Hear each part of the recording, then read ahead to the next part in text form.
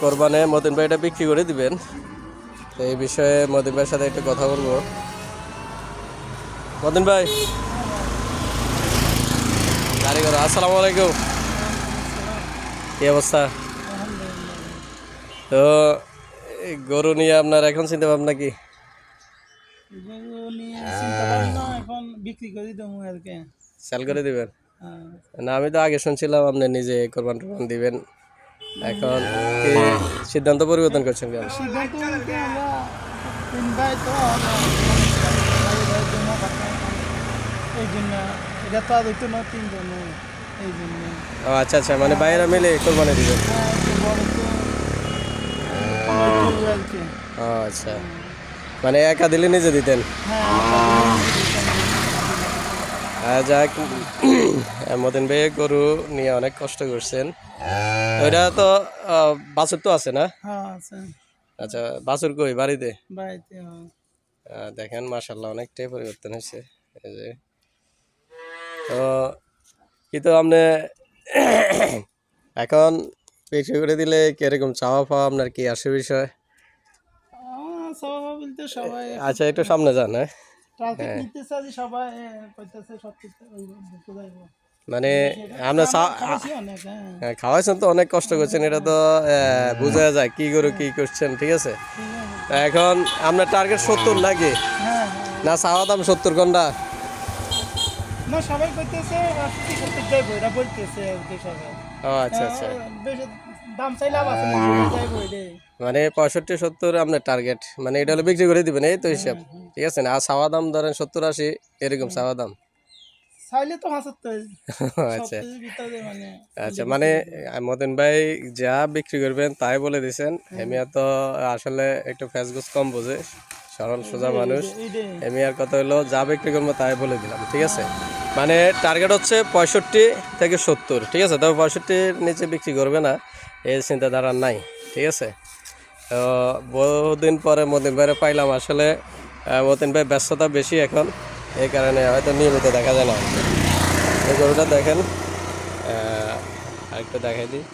তো আগে তো অনেক শুকনা ছিল, আগে যারা আমার ভিডিওগুলো দেখছেন তারা অবশ্যই দেখতে পাচ্ছেন যে গরুটা কেমন ছিল। মতন ভাই, এখানে সব হাড্ডি ছিল, এনে একবারে হাড্ডির দাগ আছিল, এগুলো আল্লাহ দিলে সব। এখন তো সব এখন ভরাট হয়ে গেছে। না আমি তো বলছি এটা হাড্ডিগুলি আমি ইনশাল্লাহ গোলা দিবার চেষ্টায় আছি। না, এটা তো আপনি ওই প্রথম ভিডিওতে এটাই বলছিলেন। এটা সীতা খল্লি বুসি ভুট্টা পাউডার, মানে কোনো জিনিস বাদ নাই, সবজি টবজি হইতে আম পর্যন্ত খাবে। মানে এটা ফল ফলা দিয়ে খাওয়াইছেন কেন? যদি গরমে তো আপেল টাপেল সবে খাবাইছি মোটামুটি। আচ্ছা, তো তাইলে এটার বাচ্চা কি করবেন? বাচ্চা রাখবো, বাচ্চা কোরবানোর পরে হ্যাঁ, বিক্রি করে আবার একটা দুধের গাইল আর কি। মানে এটা বিক্রি করে আরেকটা নেওয়ার চিন্তা ভাবনা আছে। হ্যাঁ। ও আচ্ছা, তাহলে মোটামুটি ধরেন আপনারা কয়জনে দিবেন কোরবানি? 3 জনে, মানে 3 ভাইয়ে শোন বাইশ বা এসো, তাহলে তো আমি একাই দিতাম, ইয়ার পরও দেই এই আর কি। না, আমি তো শুনছি আপনি একে দিবেন পরবর্তীতে। এখন যেহেতু সিদ্ধান্ত যাক, এটা ভালো, সবাই মিলে জিলে দিলে তো ভালো বেস্ট।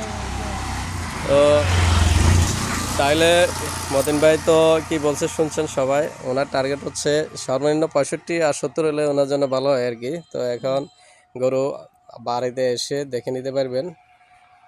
যারা নিতে ইচ্ছুক, মতিন ভাইয়ের নাম্বার দিয়ে দিতাম নি আপনার যোগাযোগ করার জন্য। নাম্বারটা মুখস্থ আছে নি? নাম্বার নেই আছে। আচ্ছা, নাম্বারটা কোন সাহেব মতিন ভাই, এই নাম্বারে যোগাযোগ করবেন। মোবাইল তো দিয়ে দিয়ে না ওই। আচ্ছা আচ্ছা, তাহলে আমি মানে নিচে ভিডিও লিঙ্কে দিয়ে দেবো আর কি। তো ঠিক আছে,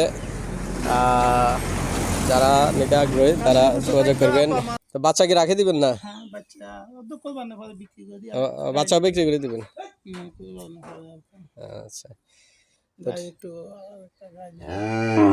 তো ঠিক আছে মতিন ভাই, তাহলে ভালো থাকেন। আর কি জানি আর কমে বিক্রি করবেন নি? না, আর চিন্তাধারা নাই, নিচে বিক্রি করতেন না? সবাই দিকে টার্গেট দিচ্ছে